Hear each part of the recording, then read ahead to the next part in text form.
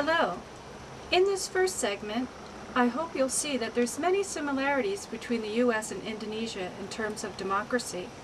And all throughout our travels in Indonesia, and when Indonesians travel to the United States, there's common questions that are asked. This segment will focus on some of those common questions, and I hope it stimulates discussion in your classroom.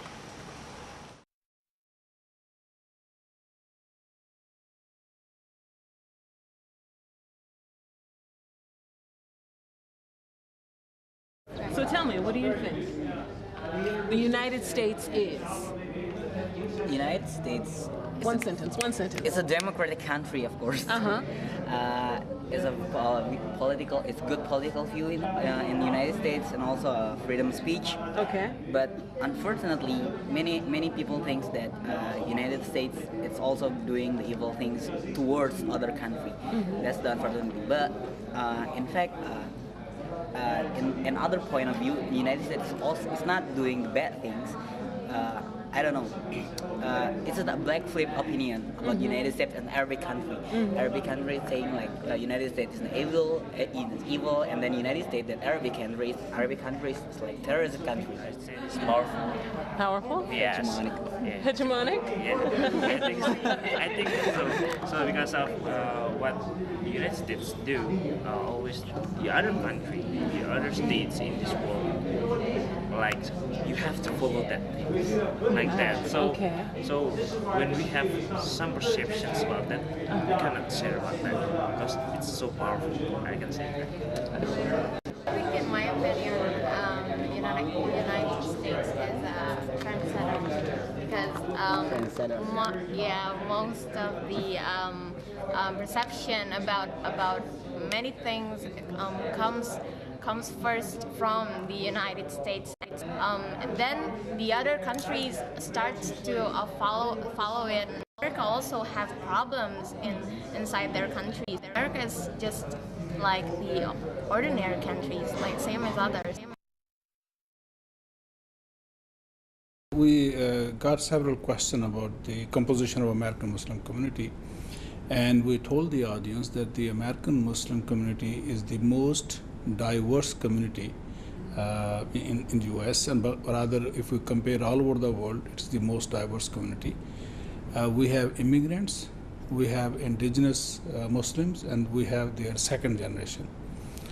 We did survey of the American Muslims, and we found out that Muslims are there from 80 different countries. And then 1/5 of American Muslims, they are the new converts. So we have African Americans, immigrants, and their second generation. And then we also found out that they are the younger than average American, they are more educated than average American, and they have more income than average Americans, and they are more professional than average American. So that is the composition of the Muslim community, and most of these immigrants, they came in the United States after 1965, when the immigration was open during Lyndon B. Johnson era. After September 11, yes, there was a backlash against Muslim, but at the same time, Muslims also received lot of sympathy and invitation from Christian leaders. They also received so much media exposure, and I'm not saying all exposure was positive, negative as well as positive exposure. So the Muslims over there, they are getting more exposure, more sympathy also from their co-workers, from Christian leaders, from their neighbors, from students, from faculty. And then interest in Islam, learning about Islam has been raised so much that the new positions on Islam are being created in universities. More students are getting registered in the classes about Islam, and there is a more interest. The books and magazine and articles, newspaper, everything is about Islam, a lot more. So Muslim, yes, they got the backlash, but same time they are getting more publicity. Harapan kami tentunya agar apa yang telah diskusikan tadi itu bisa diterapkan di Amerika Serikat. Bagaimana dengan kultur, sehingga pola hubungan antar agama dan lain sebagainya. Karena selama ini bila kita melihat bahwa Amerika itu cenderung kurang bisa kebijakan luar negeri, cenderung kurang bisa membedakan hubungan agama, politik, sehingga semuanya dicampur adukan, sehingga yang mayoritas jadi korban itu adalah juga beragama Islam. Harapan kami Amerika melalui Barack Hussein Obama itu tidak hanya bagaimana mengakui bahwa Amerika adalah negara semua umat yang beragama. And 1 year ago, none of us in our deepest heart thought that Obama could become the President of the United States. 1 year ago, it seemed impossible. And it is mainly young people who made this possible through the internet revolution and the use of the internet in the campaign. And he put the politics of hope above the politics of fear. And that is also what I hope will happen with Islamic studies and also the study of Indonesia in America. And that's what I will be working for when I go back.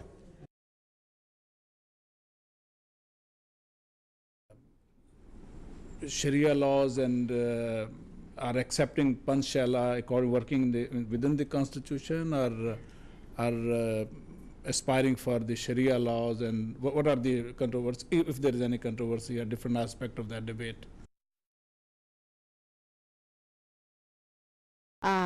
And in Sharia, I think it depends on every province how to understand that, how to appreciate must protect a woman. But I think that in Indonesia, there's only a small number of the MPs that want to make a specific Sharia law like that, because not all of Indonesia agree about this law. So Indonesia, I think, is a very unique, and in our constitutions, I think that because in democracy, it depends on the local people what they want to what they want to make regulations to their life. So I think this is fair in democracy because it differs to what they want. And I think that for Indonesia, it's better that our democracy is not centralized. We must give them to the province. Although we are not the same with United States because they have many states, but now Indonesia we don't have the system like that because we have only one NKRI. But I think we want to more decentralize the power to the province. So I hope that's answered your question. Dalam 10 tahun yang akan datang, saya berharap ada pemahaman yang komprehensif, mendalam, baik tidak hanya bagi mereka yang berpendidikan, tetapi juga grassroots, akar rumput, tentang nilai-nilai hak asasi manusia. Sehingga dalam hal minoritas mereka juga lebih menghormati kepentingan kelompok-kelompok kecil. Yang kedua, saya berharap pemerintah lebih memperhatikan tentang perlindungan hukum dari kelompok-kelompok minoritas, ya, dengan semaksimal mungkin memberdayakan local government untuk memperhatikan kepentingan kelompok minoritas dibanding hanya mengatur persoalan-persoalan yang terkait dengan pendapatan daerah.